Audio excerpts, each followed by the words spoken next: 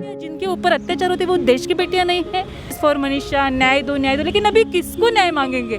वही खुद लोग अन्याय कर रहे हैं। तो हम लोग जनता को अवेयर कर रहे हैं कि अभी ये सरकार असमर्थ है, तो अभी आप जाग जाओ। नमस्कार नागपुर में आज हम लोग संविधान स्क्वायर पे खड़े हुए हैं मनीषा रेप केस कांड के मामले में। मैं मिस स्मिता कामड़े जी यहाँ पर है मेरे साथ में। आज ये हमें बताएंगी उसके बारे में। मैम, आपका क्या पॉइंट ऑफ व्यू यहाँ पे आने का? सबसे पहले मैं एडवोकेट स्मिता कामड़े, समता सैनिक दल मुख्यालय दीक्षाभूमि।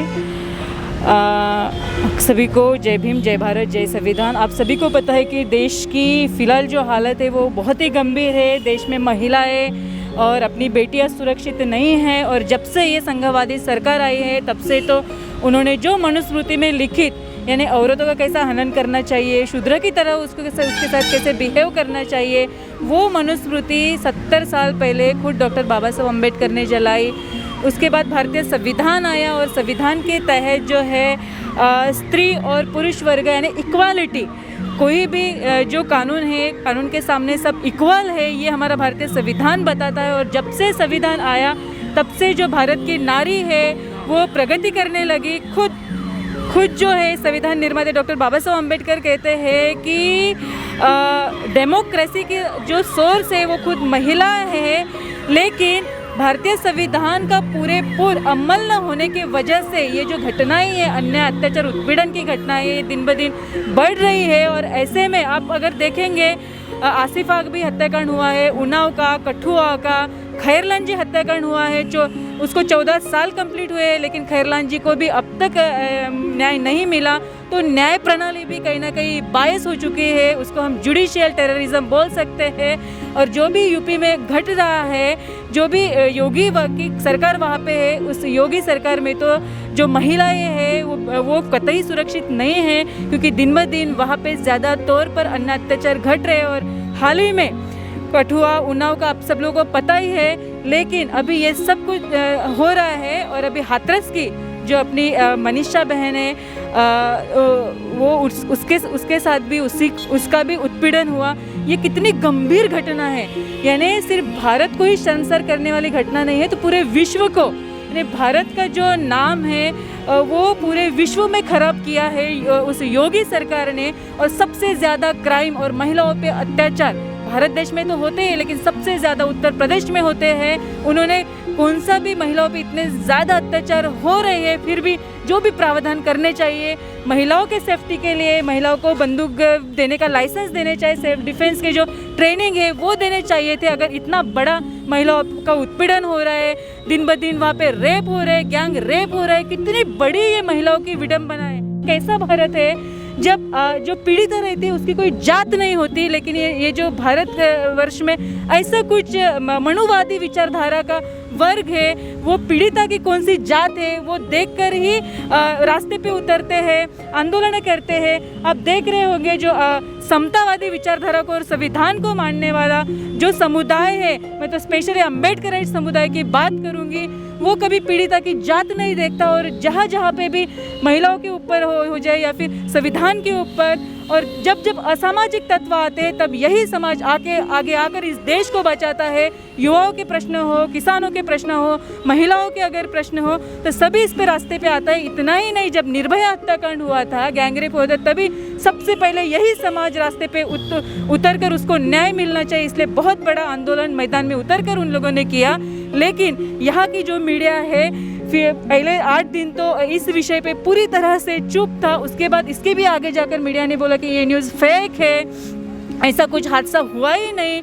लेकिन इतना सब कुछ होने के बाद अच्छी ट्रीटमेंट भी उस पीड़िता को नहीं दी गई, अच्छे हॉस्पिटल में उसको एडमिट नहीं किया गया। अगर आप पूरा वृत्तांत उस महिलाओं का, अपनी मनीषा बेटी का देखेंगे तो आपको समझ में आएगा कि संविधान कहता है अगर उसको तो रात को 2 बजे जलाया गया। क्यों जलाया गया? क्योंकि आरोपियों को बचाने के लिए, एविडेंसेस मिटाने के लिए। एक्सक्यूज मी मैम, आप तो एडवोकेट है, आपको तो पता। हाँ, कि संविधान ये कहता है, संविधान में ऐसा प्रावधान है कि जिस भी घर का अगर ऐसा कोई व्यक्ति मर जाता है तो ऑब्वियसली जो परिवार है उनके यहाँ कस्टडी में डेड बॉडी दी जाती है, लेकिन वहाँ का डीएम यानी डिस्ट्रिक्ट मैजिस्ट्रेट और जो भी आईएएस अधिकारी वहाँ पे है, जिनका जिम्मा होता है कि उस जिलाधिकारी जो जिला में जितने गांव में जितने लोग आए उनकी सुरक्षा करने की सबसे पहली जिम्मेवारी उनकी होती है। वो खुद ही डीएम बायस है और सबसे बड़ा हाथ उसका भी वहाँ पे है,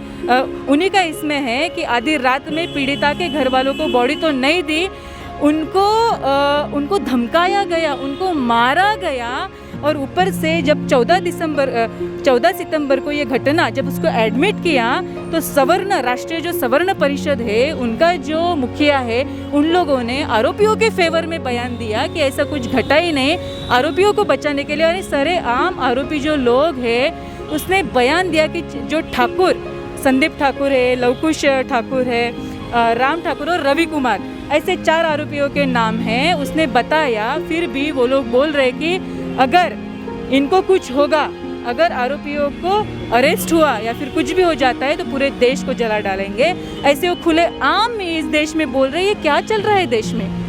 हम लोग न्याय व्यवस्था देख रहे हैं, न्याय प्रणाली और डेमोक्रेसी यहाँ पे दिख रही है सही में महिला सुरक्षा, और यहाँ की सरकारें क्या कर रही है?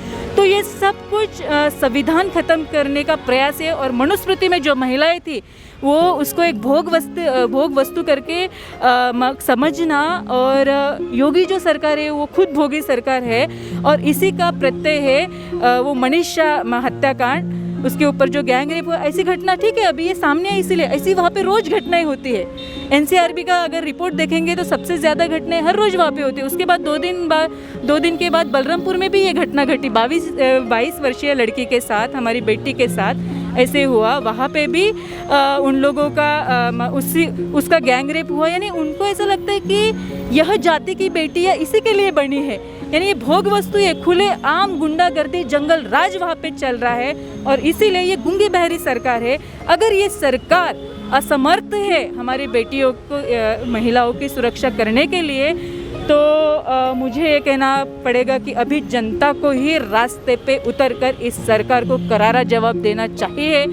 मनीषा को तो न्याय मिलने के लिए जो भी पहल है, जैसे नागपुर ये क्रांति भूमि है, इस क्रांति भूमि से भी समता सैनिक दल डॉक्टर बाबा साहेब अम्बेडकर स्थापित है समता सैनिक दल है, जो शील शौर्य बलिदान के लिए समूचे भारतवर्ष में प्रसिद्ध है।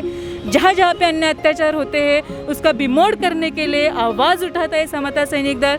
इससे पहले भी कितने सारे हत्याकांड हुए, उसमें भी समता सैनिक दल आगे था और न्याय देने के लिए हमेशा आगे ही रहता है।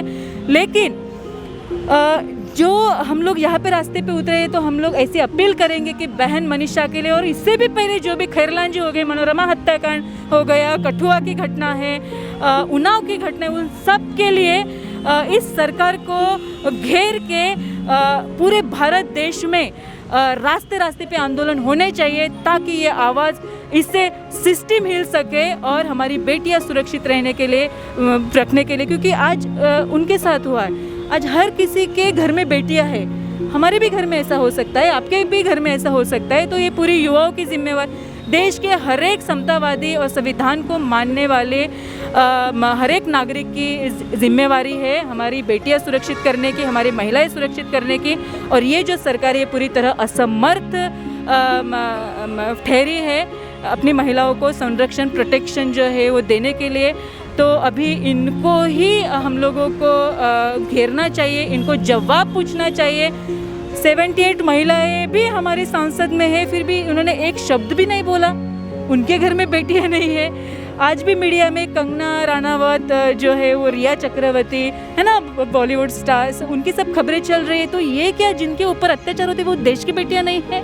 यही सवाल हमारा इस सरकार से। हम जस्टिस फॉर ऐसे बोलते हैं, जस्टिस फॉर मनीषा, न्याय दो, लेकिन अभी किसको न्याय मांगेंगे? वही खुद लोग अन्याय कर रहे हैं। तो हम लोग जनता को अवेयर कर रहे हैं कि अभी ये सरकार असमर्थ है, तो अभी आप जाग जाओ, जो मनुवाद है उसको जड़ से मिटाओ और अपनी बेटियों को जन्म से एम्पावर बनाओ ताकि वो खुद की सुरक्षा खुद कर सके। Thank you so much ma'am. इनका कहने का मतलब सिर्फ इतना ही था नागपुर वालों की, प्लीज़ अपनी बेटियों को बचाओ, देखो, उनकी रक्षा करो और खुद जागरूक रहो। स्टैंड ले girls and thank you so much guys.